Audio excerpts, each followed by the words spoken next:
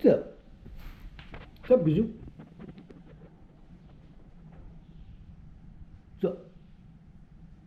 You're not very talkative today. He's like, you're not even going to look at your camera. All right. Okay. G'day, hi, and welcome. Just got my plants. I have no idea what. It's like the sun comes out like for like 2 seconds, and it's like, oh, okay, well maybe I'll do this. Maybe I'll do that, and then it's like, no, I won't. Okay, and then sun goes away, and then it starts a couple of drops, and then I'm like, okay, maybe I'll make a video outside, and then it starts to rain a little bit, and it's like, okay, maybe I won't. And then I come back inside, the sun comes out. Maybe I'll go make a video outside, and then it starts to rain again, and then it's like, well, maybe I won't, and I come back inside, and then you know how it works. All right, so anyway, there's some flowers there. I don't know how much more memory I got left on my camera here. We're going to go look at some boat stuff. The reason why I'm putting a lot of emphasis on boat videos right now is it's a series that I've always wanted to do. And plus with all the crazy stuff going on in the world, it's a little bit nicer. I don't know if you guys can see it from here.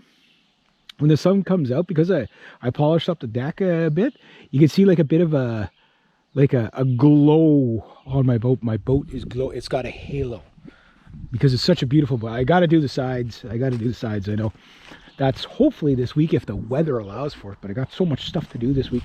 Got the garden stuff, got that.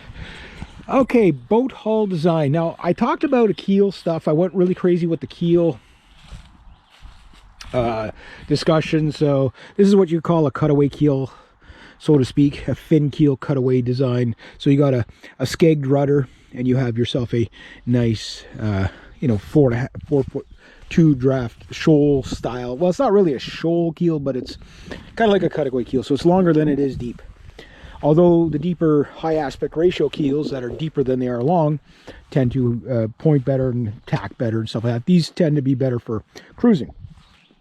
So the other thing is after you figure out what kind of keel you want, the next discussion I would go with is clearly going to be hull design. Okay, are you going to buy yourself a flat boat or a banana boat or a boat like this with a tumble hone? You can see how the gun walls come down. They're a little bit straight, and all of a sudden they just start to get a real nice round curve to it. Okay, and as we get to the middle, the boat water line, and if you can kind of see here, it really fattens out. It's about 9 feet or so from nine and a half feet from gunwale to gunwale. So this thing, you see, it just kind of comes around and it just keeps going like that. So that's what's called a tumble hone. Most sailboats you'll find will not have that, and most sailboats with this keel setup will not have that. And then you got a really gracious chine here. Now, this boat does tend to pop a little bit, when because of the way this is your water line. Okay, so if you get a really hard wave, it tends to pop a little bit, but it's probably smoother than most of the race boats where it's almost straight down, which this allows you to maintain your cruise speed and smoothly go over the wave without the wave. It breaks the wave, slices the wave out before it just comes to a stop, and you can see it gracefully comes down like this. Now the more angle here and the steeper, the more angle you have, the smoother it will go over a wave. So say, well, if you want a cruising boat, why not just go with that? Well, there's a problem with that. If you have the old-fashioned full keel and banana boat style where it's just a complete line like that, you're going to have a very smooth ride, but you're going to have a very slow boat. So this is kind of a bit of a compromise where you have a very gracious chine comes down. Smooth, the smoother that is, again, the less, the smoother you go over the waves. So this boat goes over the waves fairly smooth.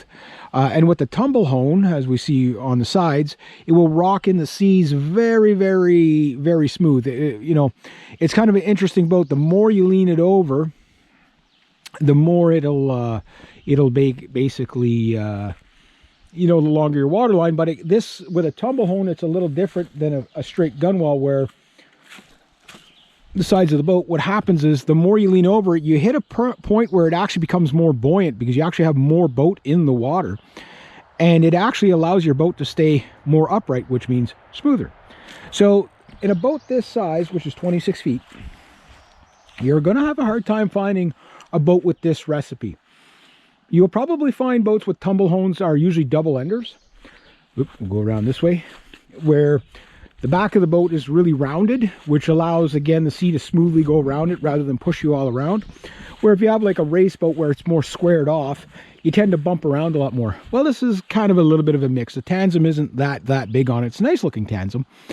And it is fairly smooth, but when a big wave hits it, it will push it around. Again, being such a small boat, this is like the biggest probably 26-footer you can find space-wise. But when you get out to about 30-foot boats, it's really a 26-footer with an extended back like that, which will break up the wave and, again, make it smoother. So this boat here was meant by, it's a Sparkman and Steffens design, and it was basically, the concept was to ride smoothly as a cruiser. So you've got your protected rudder, which basically it's like having two small keels. You got shallow draft, so it makes it a good inland boat. You've got the tumble hone, so it makes it really good in heavy weather. The boat is obviously built really well, and you got a protected rudder, so again, good in heavy weather. Plus it has an inboard, so again, good in heavy weather.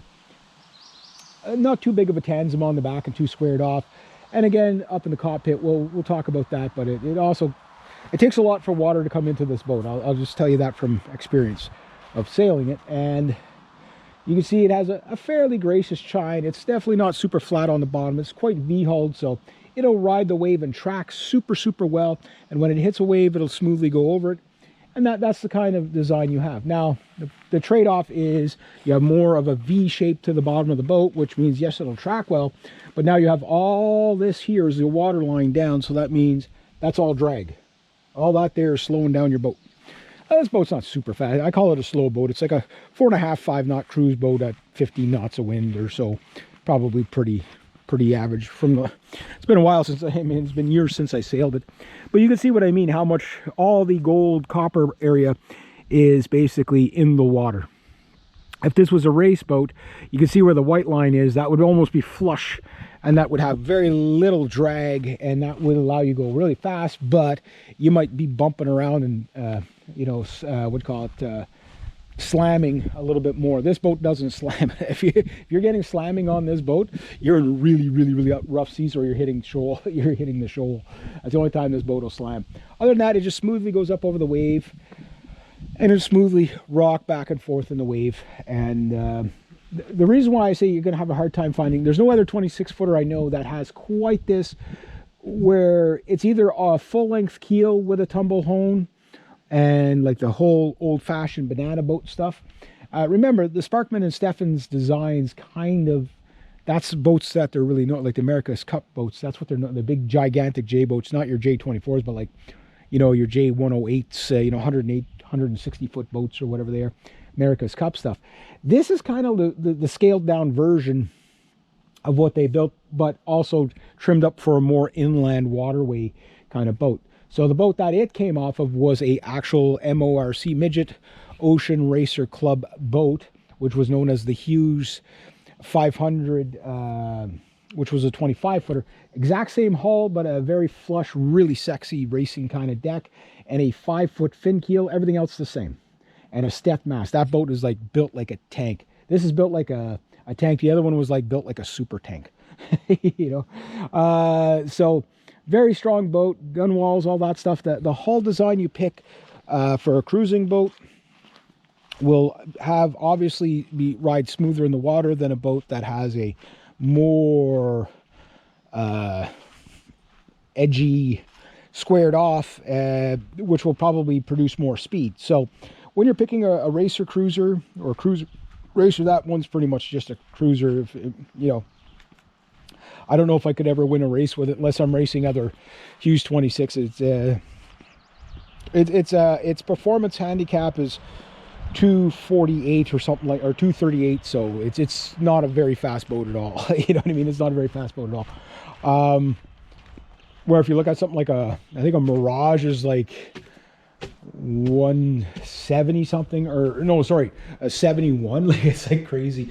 The Kirby Mirage 25, that is a fast boat. But it's not something you want to be stuck in a storm with, because it'll be very rough. So that's just an idea of one type of boat design. I might do another thing on my BitChute about to get more into depth, but it takes time to put this stuff together of different hull designs that you would consider for a cruising boat. I tend to be more the racer cruiser type guy, where I want a boat that is comfortable enough, but I also like stuff that can get there in a reasonable amount of time. If you're just on the same waterway and whatever, I don't care. Like that's a good inland boat if you're going to a home port all the time. But if I wanted to cruise like coastal, that would be a bit slow. You know, if time was of the essence or whatever. If time didn't matter, well, yeah, it'd be fine, because you're going to be, that boat is very comfortable to sail. It's a very good cruising boat.